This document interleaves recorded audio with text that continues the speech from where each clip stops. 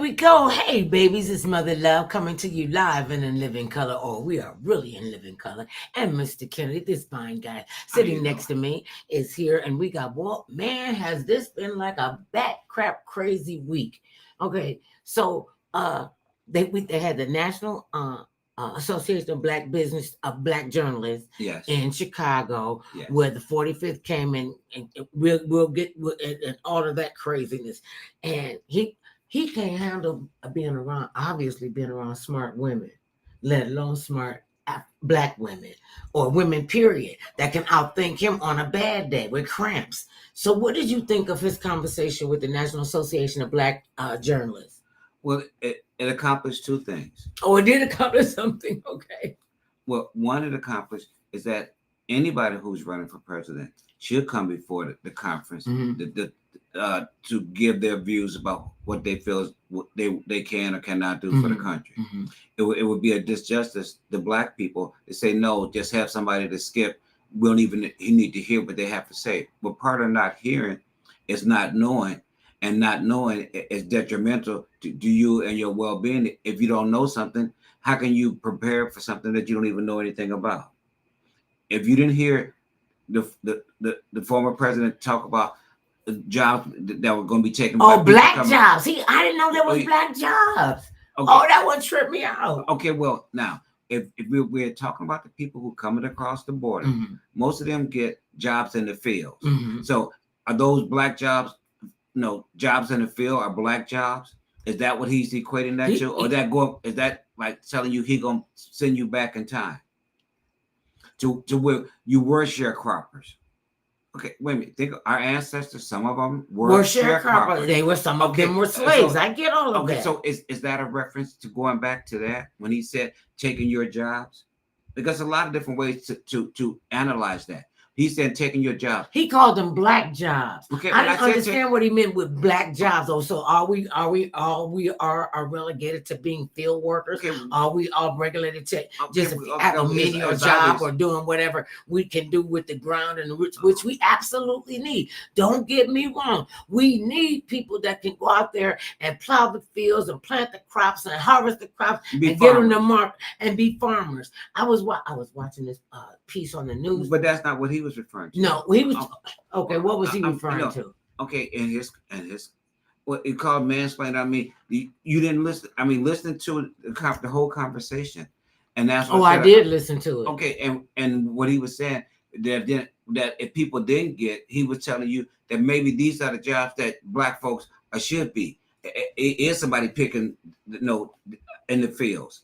Okay, that was a cold fuss. Him saying he's taking us back.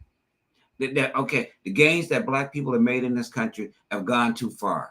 And if he becomes president, he's going to make sure that he can put you back to where you were before, back in the fields again. Okay. Maybe you didn't see it. Okay. I did see that. I saw his race. I saw his racist comments. I saw his racist behavior. I saw all of that. I mean, this cat is so not in tune with the world. People are just falling behind. I want to be with you. I'm gonna vote for you. I don't care what you mean. I don't care how you degrade people. I don't care how you talk about your many things of cheating and lying and stealing. Okay, but there's a group of people in this world that's falling behind him. Okay, we look at other countries around the world that are becoming far more right wing and how they do things. And yes, that is something that people should be paying attention to. Well, I'm talking about what we're doing right here in America. It all ties in together.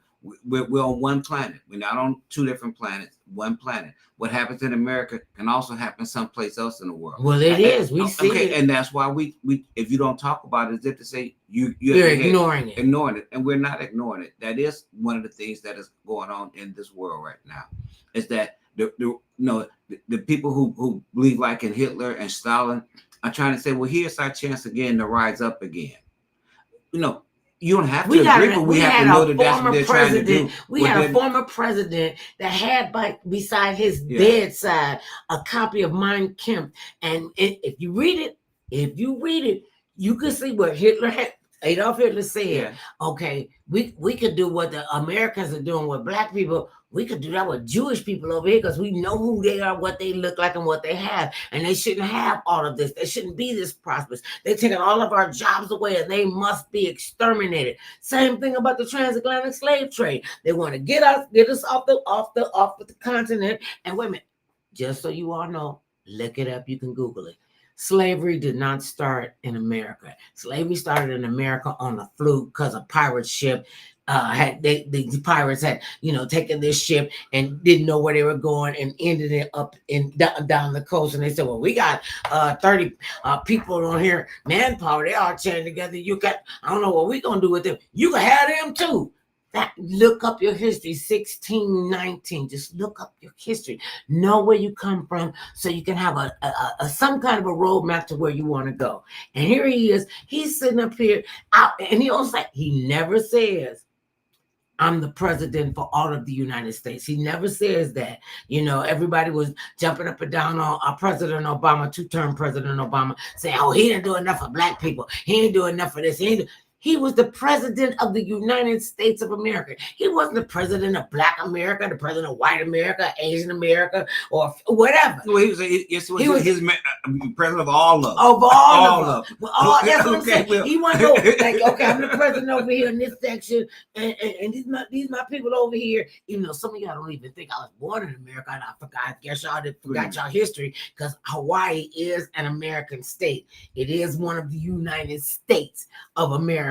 And for you to say, oh, well, that really doesn't. Okay, no. They were saying he was born in Kenya. His father was from Kenya. And then they want to try to do, and then try to start. It was I'm with Vice President Kamala Harris when he goes, here he goes again with the same old crap. Well, I didn't know she was black. She was Indian the whole time she was in. Oh, I know her. I mean, I've dealt with her. I'm acquainted with her, or maybe not so close. I'm acquainted with her, but I know who she is. And she, when I knew her, she was Indian, and then all of a sudden she turned black. She turned black. You don't turn black. When you heard that, what did you think? Well, you can't really make logic out of crazy. Yes, person. You can. How you make logic out of insanity? Go ahead, I'm listening. It's the same thing he said about President Obama, that, okay, he wasn't from America. Okay, whether it's true or not, it's the inference that you make. He said, okay, he wasn't American. So therefore he shouldn't become president. That was another tactic that he was trying to use to garner votes. The same thing he's doing with Pamela right now. Her name is Kamala. Kamala. Today is that he's saying, all right, because she has mixed background. She's part black. She's part Asian. She has a mix of cultures in her, that then she can't claim black, or that he said that when he knew her, say like 20 years ago. If we want to use that for reference. He didn't know who she was 20 years ago. Go ahead. Okay, that she was touting more of her Indian heritage than she was her black heritage. That's what he's referring to. But people who don't know, I mean, because if you're talking about doing fact checking, okay, facts check it, and that's what he was referring to. I mean, every side has their little nicks that they want to dig at the other one. And that was something that he wanted to bring up, because yes, she went to Howard University in Washington, D.C. A historically black college. Okay, and she went in there as a black person. She didn't go in there as an Asian person, wanted to come in as a minority. She identifies as me. No, I mean, but he brought it up because there are always going to be things that they're going to try to bring up. He's just stupid. That whether it's true or not, but if you don't fact check it and know the difference. Okay, well, we all knew she was from Harvard. She graduated from Howard University. Because if you look at her Wikipedia, look at her Wikipedia. She's an Alpha Kappa Alpha sorority. She is a member of the Divine Nine, as I am, with Sigma Gamma Rho Sorority Incorporated. That Vice President Harris spoke at our boule down there in Houston, Texas, and she said it. She said it, so you can't. And then I had a nerve to say, "Oh, well, what's the Divine Nine? Are they a cult? What's going on?" She said they okay, wait a minute. Anybody in the press that does not fact check. That's what I'm talking about. Who do not fact check, that had never even heard of the Divine Nine. We are the 9 fraternity, historically black fraternities and sororities in this country and around the world, and our sororities and our fraternity. Okay. But no, and everybody would not be aware of that. So sometimes you Google it. No, you have to educate people, because pretend as though everybody have all the knowledge. Because if everybody had all the knowledge, he probably would not have became president the first time if people had all the knowledge. So no, sometimes you have to tell people, because to assume that people know all the time is not always the case. Or even if they knew and they could discern what the lies and the treachery was, him coming through the world and society, and they just kind of, oh well, that's what they do, old white men, that's what they do. Why are you making a big deal out of this? This is what rich old white men do. No, because all rich old white men don't do that. All of them don't, though. I mean, because if we don't point them out as being somebody different, because all men don't be doing that. He's jumped on a thing. What old rich white man have you ever even heard of that said he could step into a black man, a black woman, an Asian woman, and step into their shoes and know what they feel like? Okay, I don't know what you're talking about. When did he say that? I'm just saying, you can't know how we feel when you don't walk in our shoes. Okay, so wait a minute. So I don't get the question. It's not a question. It's a statement. Go ahead on with your comment. But then I said I missed it then, because you was making a statement. I thought you was... No, I was just making a statement. Okay. But no, if we don't want to understand what's going on and know what the other group is saying, just like you expect any Democratic president to come before the black press and tell the black press what he would hope to do or what he planned on doing for black people. That's why you invited him to come to the press. You invited him to come there because you wanted to hear him say what he would do for black people if he was to be elected. Okay, did they actually talk about what he would do, or did they get off into all these other things and not even question him about what he would do for black people? I mean, that's missing the boat. If you come there to ask somebody what you gonna do, and they asked him, and he went way off the rails.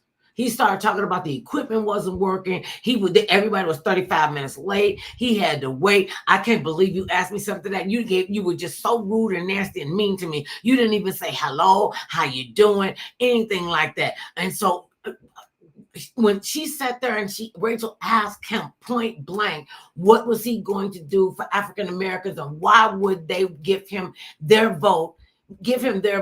What is his platform that he's standing on to bring in African American voters? We didn't get that answer. He said jobs. He didn't say what jobs in particular. He said black jobs. That's the only time he mentioned jobs. He said black jobs. Okay, see, that's what he said. I mean, you what are you asking me? I mean, I'm not asking you anything. I'm asking you what is your opinion of him saying, they're taking black jobs. Okay, excuse me, black jobs or any job that a black person has, that's a black job. That's what he said. I wish I had the tape to roll it. Okay, I wish, because I explained what I was referring to he's saying people coming across the border. 99% of most people in this country think of people who are coming across the border. They're coming across to pick fruit and vegetables. So they're not coming across the border for freedom of being, at the hands and mercies of drug dealers and all the horrible things that are happening in these South American countries. That they want to come to a safe place and they feel like America is a safe place. And we're saying, no, stop. You can't come in here anymore. You need to go back to where you came from. He's even said, the 45th even said to members of the House of Representatives that have a different name, have a different look, you need to go back where you came from. Girl said, I'm from Minnesota. You want me to go back to Minnesota? Well, if he said go back to where you're from, if she's from Minnesota, then okay, she didn't have far to go. No, she didn't have far to go. I mean, you can't justify that. Well, she didn't have far to go. How dare he tell somebody go back to where you came from? What do you want from me? Wait a minute. Conversation. Wait a minute. See, that's what I'm saying. I don't understand. I don't have to agree with you. Okay, I'm just what giving you. What are we disagreeing about? We're both agreeing. If you listen to what I was saying, You just said when he told them to go back to where they came from, and she goes, "I'm from Minnesota." Your comment was, "Well, she didn't have far to go." That was your comment because it was showing how ignorant he was being when he said, "Go back to where you from." Okay, she's from Minnesota. Okay, how if you saying go back to where you from, if they had told him to go back to where he's from, they'd have told him to go back to New York. He was born in New York. So if he was going back to where he's from, unless you said, okay, where did his ancestors come from? Now that's different. If you said, hey, where did your former president, where did they come from? What part of Europe did they come from? Okay, now would you go back to where your grandparents were born? Or I want you to go where you were born. You were born here in America, just like 90% of the rest of us were all born here in America. So if you tell me to and go 90% of America 90% of Americans come from immigrants who migrated over to the United States of America looking for a better life. We all come from immigrants. Well, y'all all come from immigrants. We were forced over here. My ancestors were forced over here during the transatlantic slave trade. Oh, I Googled it. And we did it. What is it? Ancestry. Okay. Remember, we did the ancestry bloodline. Mm-hmm. No, but all that comes back to these are just divisive issues and things to say to try to divide people. Because if you ask somebody who's from America, go back to where you came from. Okay, well, what state did I come from? What state was I born in? That's where you came from. Now, are you asking me about where my ancestors came from? Then that's a different question. No. So sometimes we have to listen and say, wait a minute. How ignorant is somebody being, or foolish are they saying with the comments that they're making?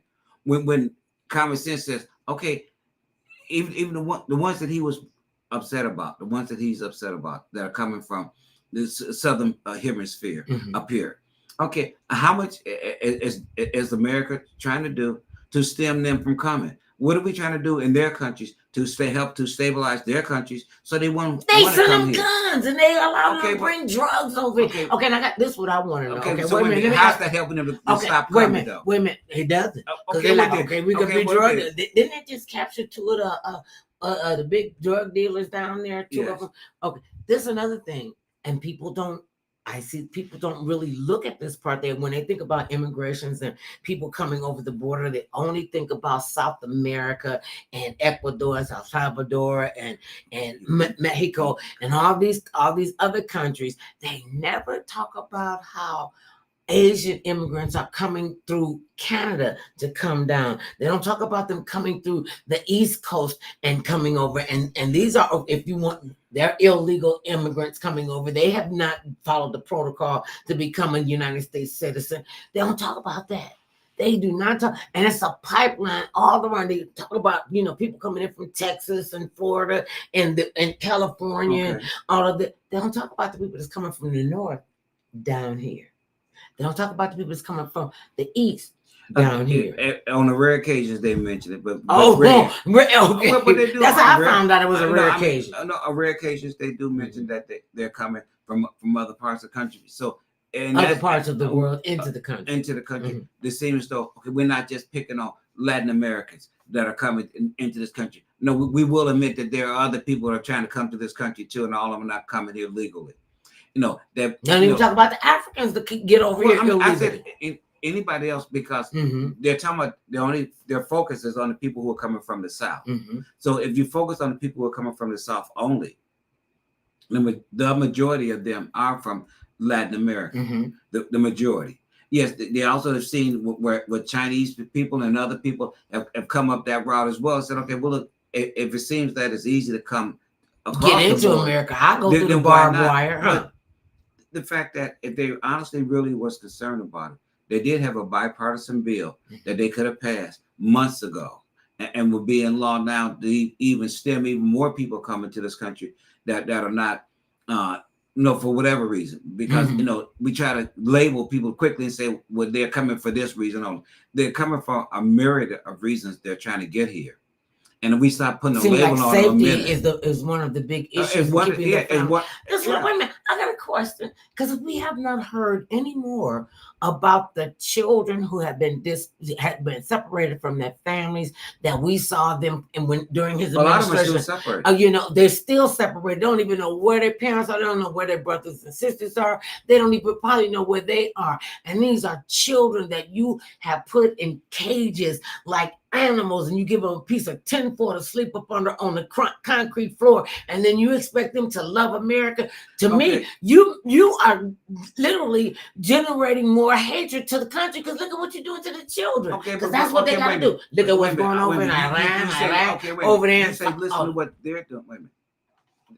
Also, their parents have a sense of responsibility too. I mean, you try to put it all on one side. No, the government separated them parents from their children. Well, the parents they came over and they said it was illegal. The parents came over and they knew it was illegal. Wait a minute. So don't picture like everybody who comes up here knows that what they're doing is saying, I'm coming up here legally. No, a lot of them do know that. It takes too long to become an American citizen. We'll just cross the border and blend in with the fabric of America. Who fault is that though?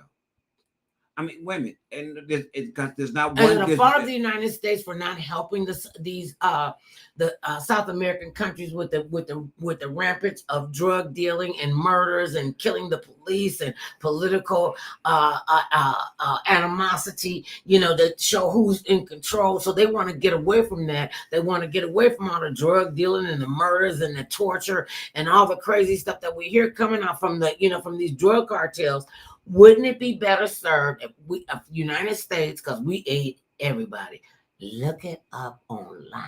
I'm telling I freak out because when you look it up online and you see all the countries that the United States of America, these are our tax dollars that they are taking to help, build up these different countries. And we got people starving in the street. We got veterans on the street, homeless. We got women.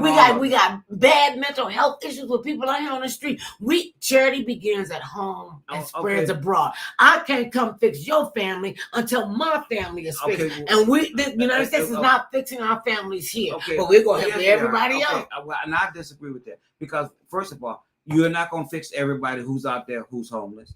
I mean, I get that. Wait a minute. Now, being realistic, because it's easy to just say, "Oh, the government ain't doing this." As if we are the government. So if you say that we ain't doing this, you have to look in the mirror and say, "I'm not doing this as well." When I'm saying the government is not doing this, okay, part of this problem is America fixation on drugs. It wouldn't be a drug guns problem. And weapons. We're talking about the drugs because I said it's a myriad of problems. To try to say as if everything falls into one. We know that the biggest problem is that we as Americans want to do drugs. We want to. But wait a minute. Are you talking about pharmaceutical or recreational? I'm talking about all. No matter how a drug is drug.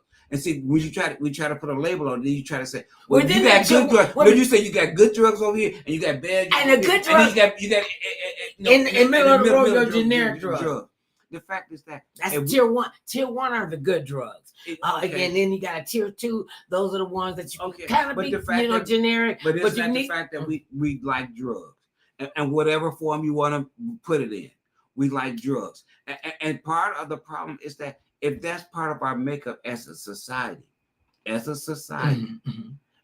we don't want to say we want to truly cure the ills of our society, because every time you turn on the TV, they're showing you about drinking, about taking a pill, about doing this or doing that. So we're always pushing ourselves to take some kind of drug.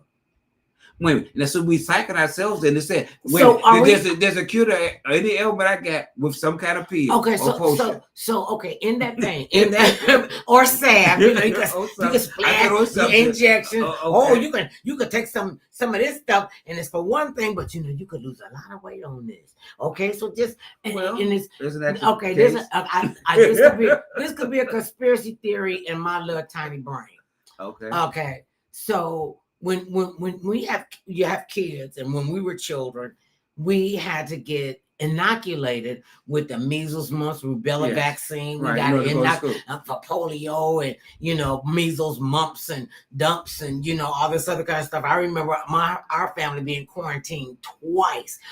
or 3 times. Once with chickenpox, we all had chickenpox at the same time. Okay. Once everybody had mumps but me, and they was Okay. like, "Oh, she's some kind of freak. Why she ain't got mumps?" She said, "Well, Okay. all of when Okay. one of our brothers came down with scarlet fever, we all caught Okay. scarlet fever together, and they put the big red sign on the door. You can't go in, you can't go." So I Okay. understand about the, with the pandemic and Okay. the bird flu, and you got to stay distance Right. and all of this, that, and the third. And this is just me. I think that because of those inoculations and us when we were children and our bodies were still developing and our brains and everything, that as we got older, it's like the pharmaceutical companies will say, "Oh, we'll give this them when they're little, so by the time they get older, they'll have fibromyalgia, they'll have cramps, they'll have all these different things, and we can make pills, potions, and salve to make sure that they're all right." So we got to keep ourselves in business, so we keep making patients when they're little. Just like they're talking about doing this inoculation for the what is it for when you start getting the side hug? And I know we never went through the side hug, and when the kids are like 9 years old and they want to start inoculating them for something that could develop into cancer. But when I want to give that to my child and my grandchildren, my nieces and nephews, when I don't know what that's going to do to their developing bodies and their developing system. I have a question. I probably got an answer. You got vaccinated before you was able to go into school? Mm-hmm. Okay, wait a minute. So they're talking about a different vaccination. Wait a minute. They're talking about a different vaccination to prevent you from getting cancer later in life. Mm-hmm. Okay. Potentially. Now, okay. Well, just like when you get your shots for measles, mumps, and rubella, and all the other shots that we had to take before we went into school, it's not because you had it. It's to prevent you from getting it, because you may encounter it from somebody else that may have caught it, even though they were vaccinated. Don't mean you cannot catch a disease. It means that once you've been inoculated from that disease, it means that your body already knows that disease, and so your antibodies know if it comes into your system how to attack it. Okay, because that's why you get vaccinated. Okay, when I was growing up, we got inoculated because children are just by nature walking petri dishes. Okay, they could come in and want to sling snot on in the whole 9 yards. Right. Okay, and so then as we get older, we start seeing these melodies. Like when I was growing up, I only know 2 people in our whole entire community that had type 1 diabetes. They used to call it juvenile diabetes. Okay. And that was like, that was something that we just did not discuss in our community. You see your grandmother and your aunt and uncle and they got a limb cut off. Wait a minute, and you ask them, well, what happened to your leg? Oh, that baby don't worry, that's just a little sugar. Okay, so we were discussing. We just weren't calling it by the correct name. Right, they just said just a little sugar. Because it was something that was just always a little there. sugar, y'all. But it was always there. The fact that we didn't know what it was. Or you weren't calling it by its proper name to better treat it. I mean, like that's why I mentioned of us getting vaccinated before we entered the school. Okay, now they're telling you anybody over 50 with the shingles. Okay, and with the shingles come from the vaccination that you were vaccinated for measles. And that now it's laying dormant in your body. That it could come back. Shingles doesn't care that your mother loved. Shingles doesn't care that you're Mr. Kennedy. Shingles will come and get your slap happy behind, and you. And I'm like, but that's the same reason for them women. That's the same reason why they suggest that the kids of today to take this vaccine to prevent this. But you don't know what it's going to prevent. We're just women, and listen, folks. Just so you know, I want you to really listen to this and understand it. The physicians, the pharmaceutical companies, the clinicians, the manufacturers, the doctors, all the people in the healthcare industry, you need to understand they are practicing medicine. It's not a finite system. They're practicing. You practice medicine and you practice law. You don't say the law is this. You got to go back to you see a precedent, you got to go back like 400 years and find out, well, maybe not that far. But nonetheless, they're practicing. Right, they're practicing. They practice medicine.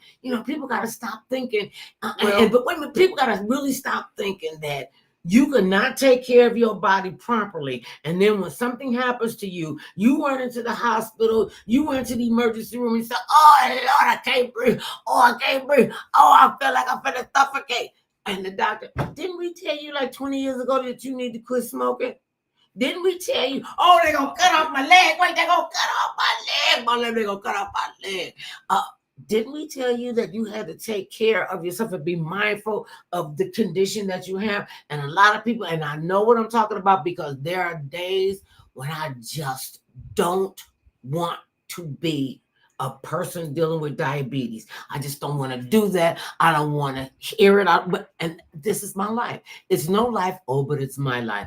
And to be able to incorporate my healthcare system, because all of us got a different healthcare system. And some of y'all think that, well, the Lord will take care of me. And didn't God say, I got you, doctor, so take your behind to the doctor? Okay. You want him to be a miracle worker. Okay, wait a minute. Didn't we see people over there talking? Oh, yeah, I got a question. Okay, wait a minute. I have a question. Okay. Now, you just said that they're practicing medicine, but if you go to the hospital or you need to see a doctor, aren't you glad that he's practicing medicine? Yeah. Versus, okay. But they're not miracle workers. And I didn't mention miracle workers about them. I said you are happy that they are practicing doctors, that they're practicing, they know enough to be able to help cure you from what's bothering you. Okay, but you also have a whole nother group of people out here who say, I'm giving you natural product. I'm not regulated by anybody. I decided. Are you talking about the vitamin and mineral companies and the vitamins and minerals that don't have to be regulated by the FDA? And we could just, this is what you believe them, though. Wait, but we believe them. we believe them. Now that's a multi-billion-dollar industry, and it's not regulated by the government. But you believe? Well, why do we believe them? Now we're saying that be skeptical. Wait a minute. You said be skeptical about the doctors. But then have faith in these folks who just say, look, I can run a commercial saying that this product work, but I ain't got to prove it. Now I'm getting around the system. Wait. I done got around the system that I don't have to prove it because I didn't go through the FDA to get approved. Because I don't understand that. But and then they could say they could put the vitamin and mineral companies that have all the stuff that's over the counter, and I take a lot of over the counter vitamins and minerals and things to boost my immune system to keep me as well as I can be dealing with a chronic condition. And thank God for Jesus, I don't have kidney disease. I don't have anything. My biggest thing is I like wine. Hey, everybody know I like wine. You want to come to the party with me? Bring me a glass of Merlot. I love it. Okay.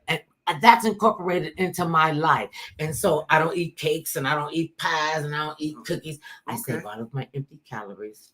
Okay, but your diabetes don't know the difference. Yes, it does. No, it doesn't. Yes, it does. When I check my blood sugar, your diabetes do not know this because diabetes can't say, okay, well, I know that's too much sugar in your system. From why that you eating the cake, so I know the calories.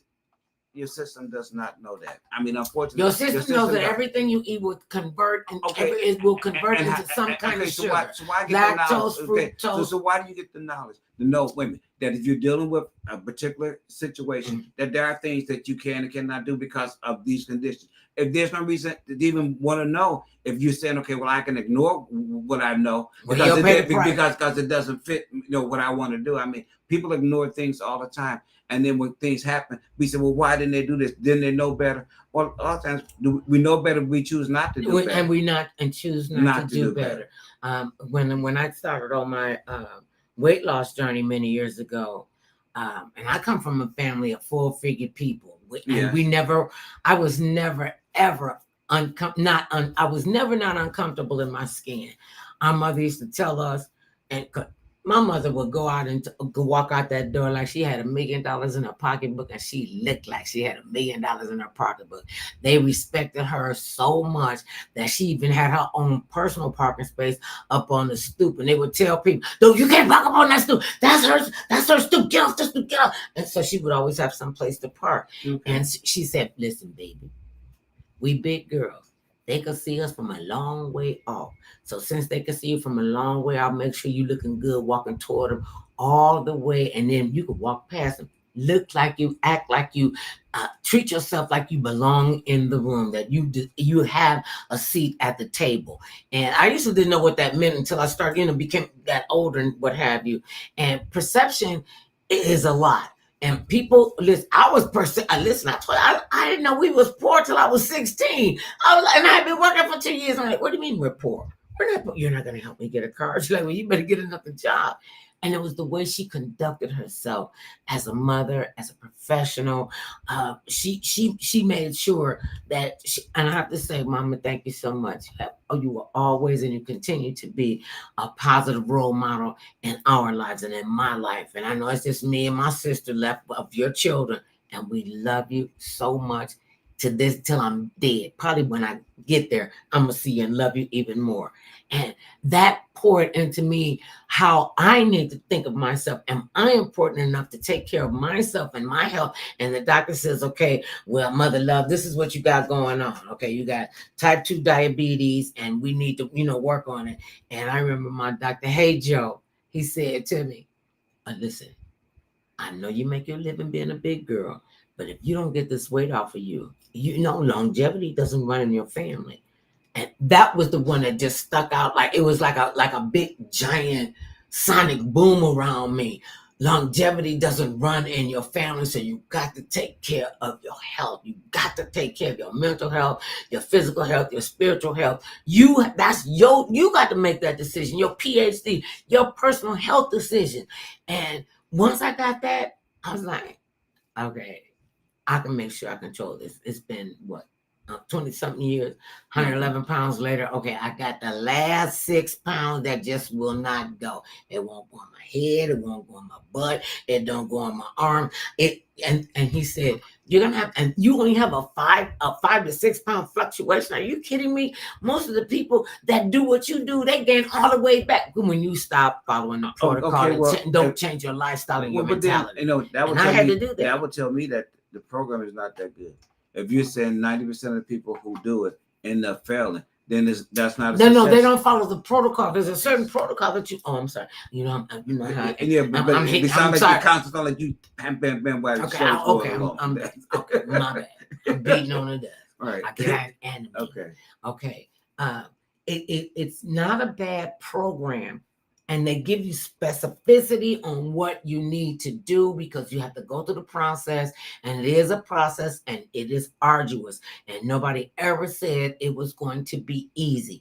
And the biggest thing for me was I needed to change my mindset. Okay, but I guess what I was asking, if you said at the beginning, but 90% of the people who do it fail. Because they don't follow the protocol. Okay. Wait a minute. Well, if 90% of them fail, then it's not a successful program to be doing. Wait a minute. If 90% of them fail, then the program is not 90% working. of the people fail because the 90% comes from people who have the procedure and they don't follow the protocol.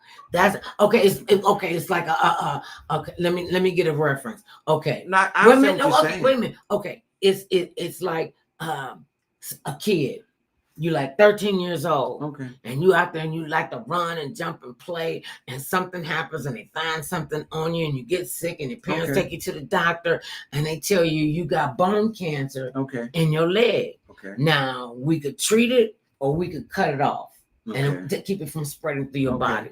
Okay, so the parents and the team decide that they want to have the limb amputated. Okay. So now he or she is 13 years old. They get their limb amputated, and then the orthopedist or whoever it is, their specialist to help them with their missing limb and getting strong and everything. And it's okay now, Jimmy. You have to do this, and you have to exercise, and you have to go out here and do this, and then we can fit you with a prosthetic, and you could be up on, one leg, and we can make you a prosthetic leg where you wouldn't even be able to tell. And they decided, I don't want to do that. But then when they decide they don't want to do that, then they act like the doctor should be a miracle worker, and you should just make sure that this is working. No, you have to do the work. Even if, I'm putting my hand down there. I'm like on a $100,000 pyramid. Okay, I'm gonna sit on my hands. I'm sitting on my hands because I'm so animated. I'm sitting on my hands. You can sit on my hands. Okay. Absolutely. Okay. We'll get around. Back to the show. What I was saying is that if you're saying that most people who have the procedure, if 90% of them don't follow the protocol that goes with the procedure and gain the weight back, well, then the procedure is not a success if 90% of the people fail after doing it. So, wait a minute. Even No. That becomes the patient's I'm saying, responsibility. Okay, I'm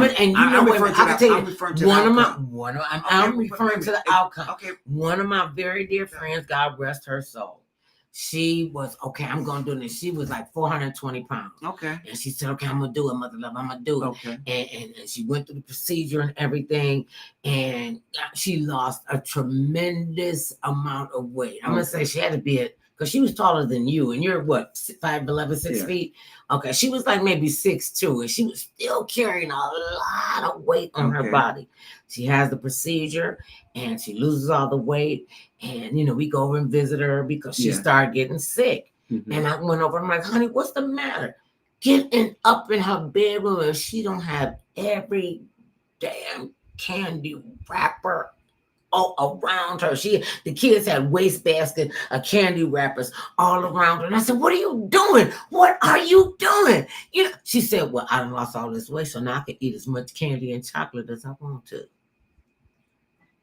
And it took her life. Okay, it so took her life. So because the procedure was what she didn't want to follow the protocol. So then why had a procedure? Because the people think it's easy, and I keep telling people this stuff ain't easy. Another one of my friends is laying up in the hospital right now. So because they thought it was easy. He didn't think it was going to affect him like that. And I remember right after his procedure, we all went out to breakfast, and he tried to eat up everything on the menu, but thank you, call again. Okay, so and I'm like, dude, you can't eat like that.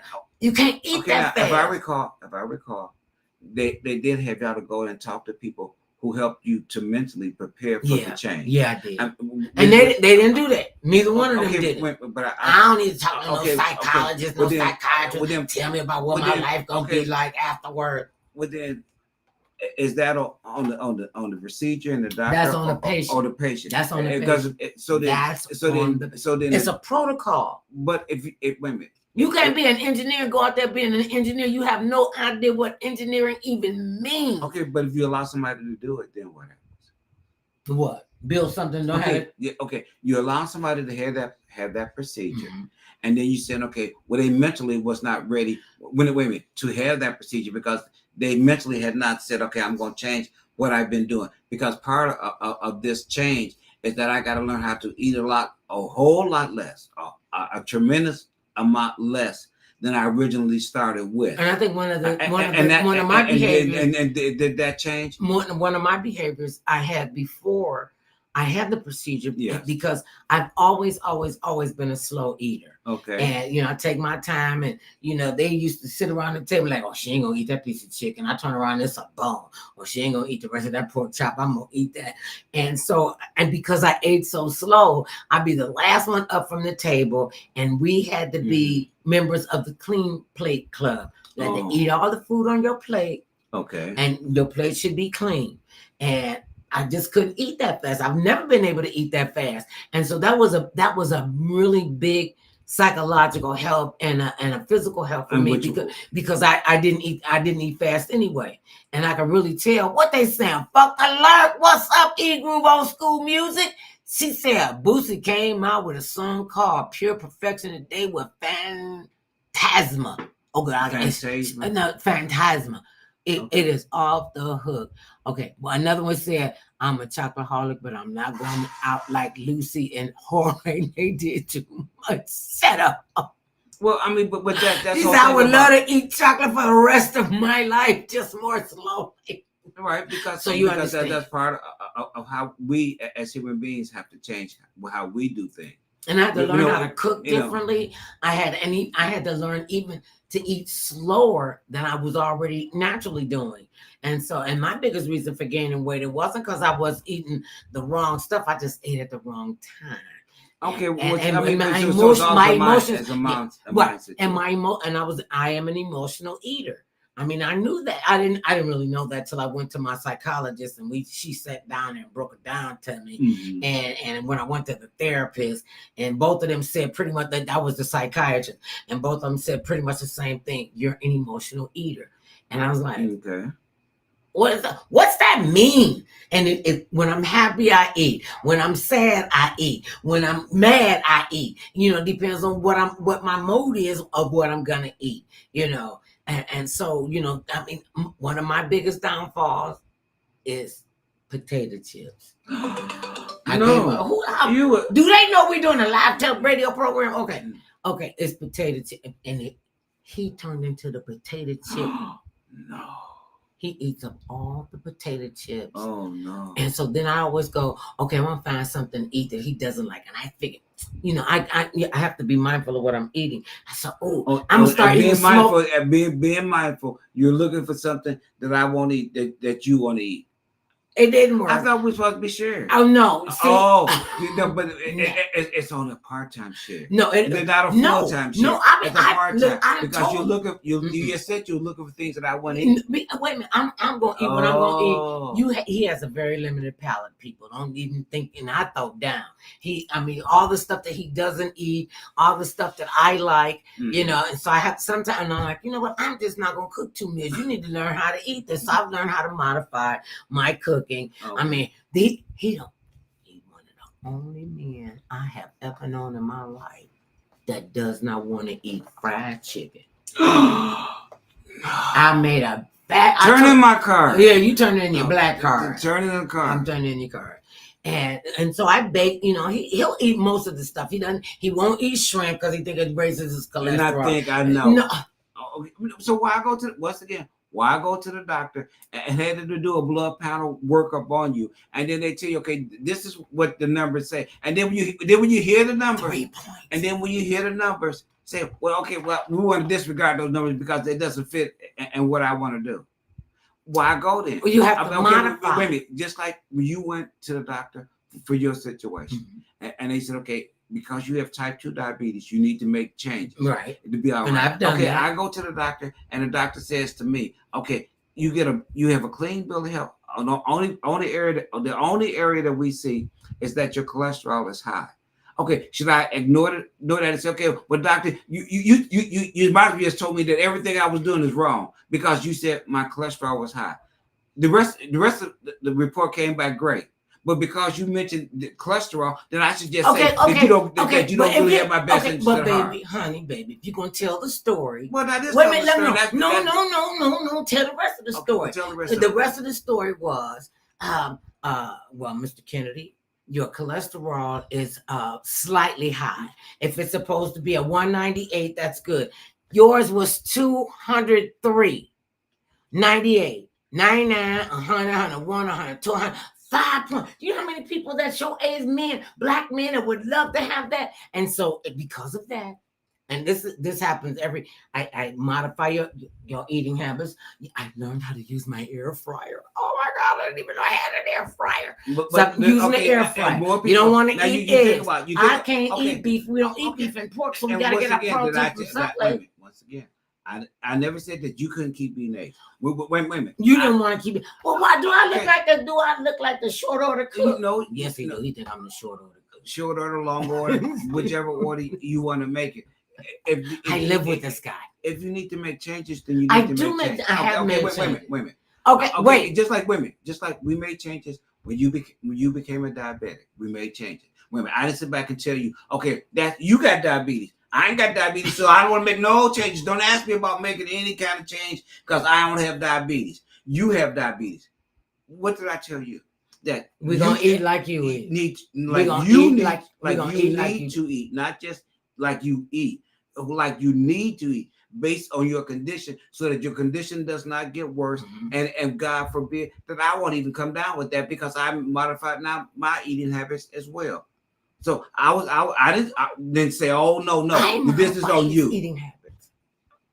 But you don't it's a cook. choice. Okay, but you do not cook. And You like don't want to eat eggs. You don't want to eat shrimp. You don't like lobster. You don't like crab legs, but you like calamari. High in calories. Excuse me. It's not like we eat it every day or every month. You know, if you're talking about helping people, I'm talking about helping you. Okay, and then if they told me my cholesterol was high, and instead of accepting that, then you say, okay, well, I'm going to tell you that they don't really know.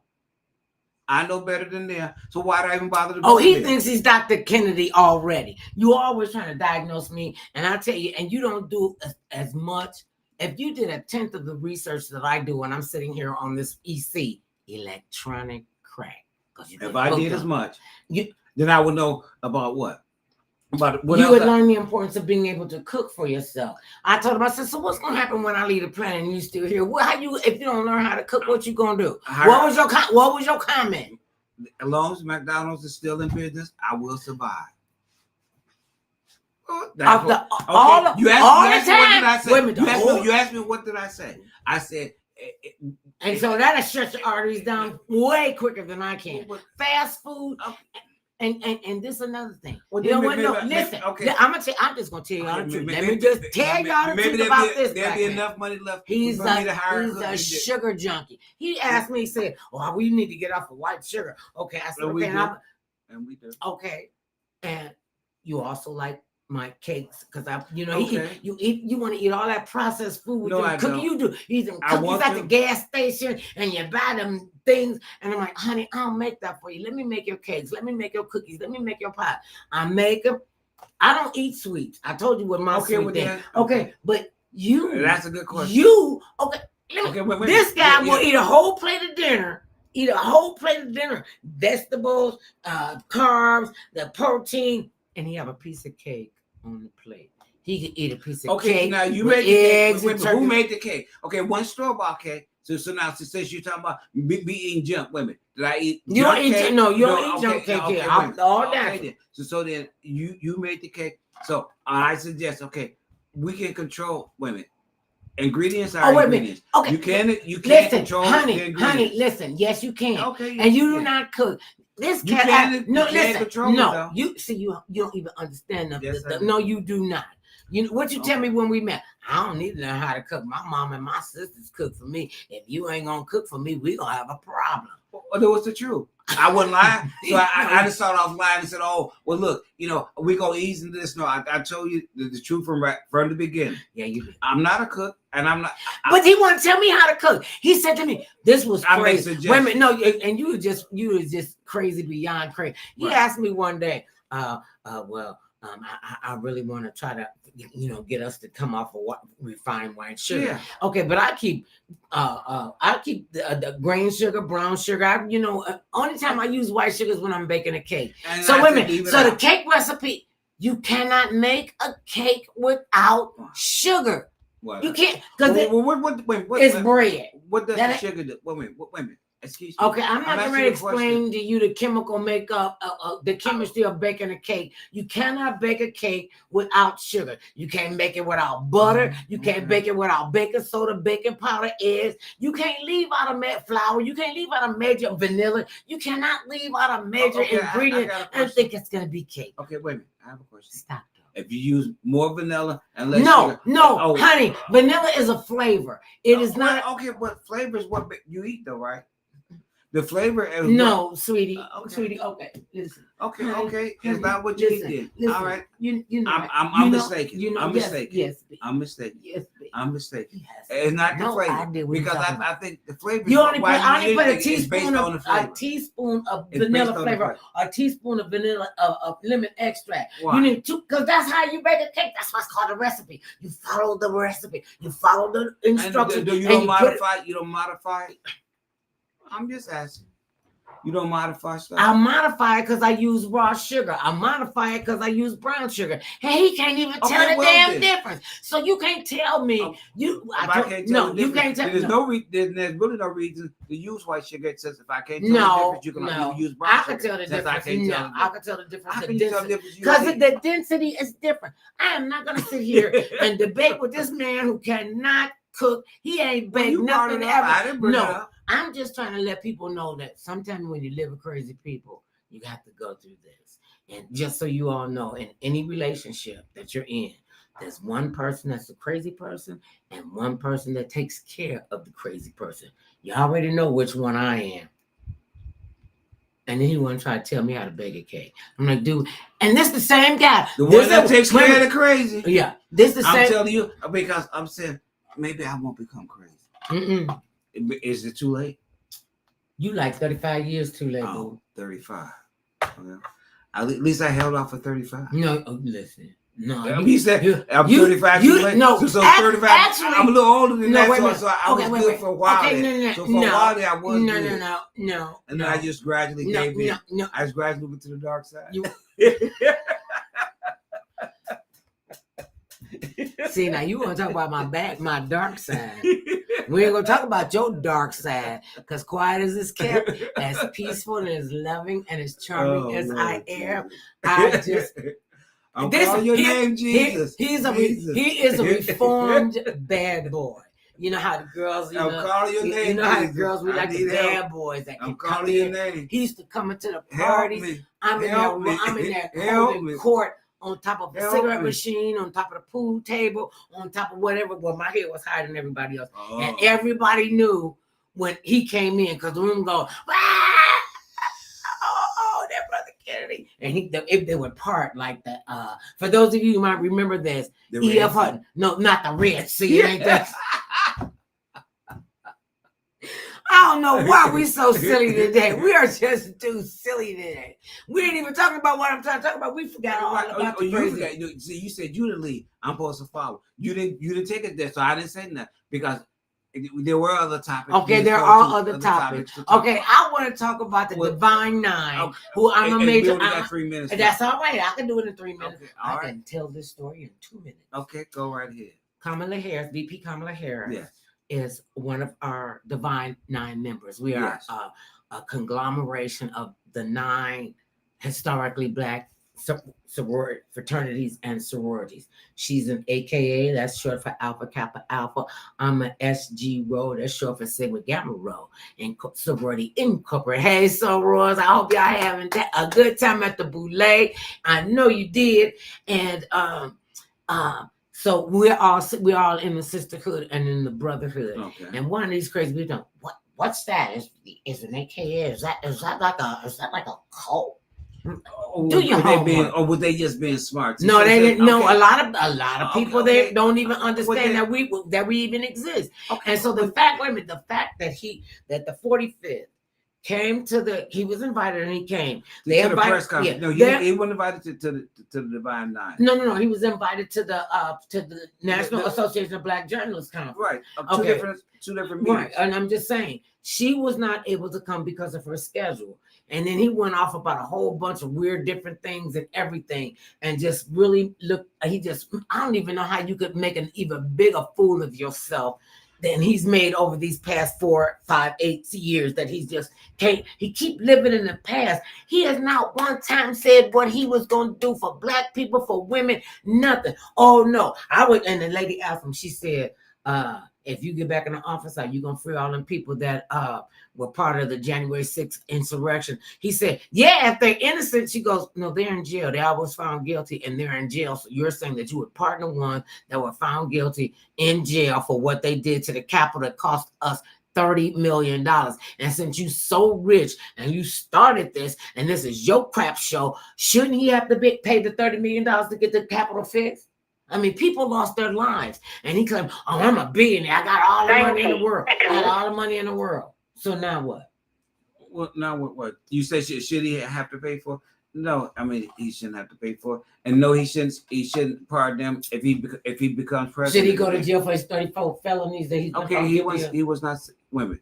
They have not sentenced him for that. I know, but he found guilty. 34. He was found guilty. But I just want to let you guys know what's coming up tomorrow on Saturday. I got it. It's gonna be Shaq C, the Atomic Dog, and Mother Love, and we do Throwback Saturdays with Forgive or Forget. For those of you who remember, I'm Mother Love, the original host of Forgive or Forget, and I am just so honored and humbled that this young guy has taken literally 7 years of his life, 4 years of gathering the clips, and 3 years of editing, so that we could see Forgive and Forget that works even to this day. So maybe Bounce TV, you're listening, you might need to call your sister back. Also on Monday, we're going to have one of the ladies, Janet Flint, who is going to be sharing with us about the African Women's Conference and how we get connected. It's coming up August 9th, and she'll be on the show on August 5th. We just want to thank you for listening to our crazy, lively conversation. And remember this, babies, no matter how big or tall, short or small, thick or thin, doesn't matter what skin you're in. Everybody needs some mother love now and then. Come on, let me love on you, babies. I love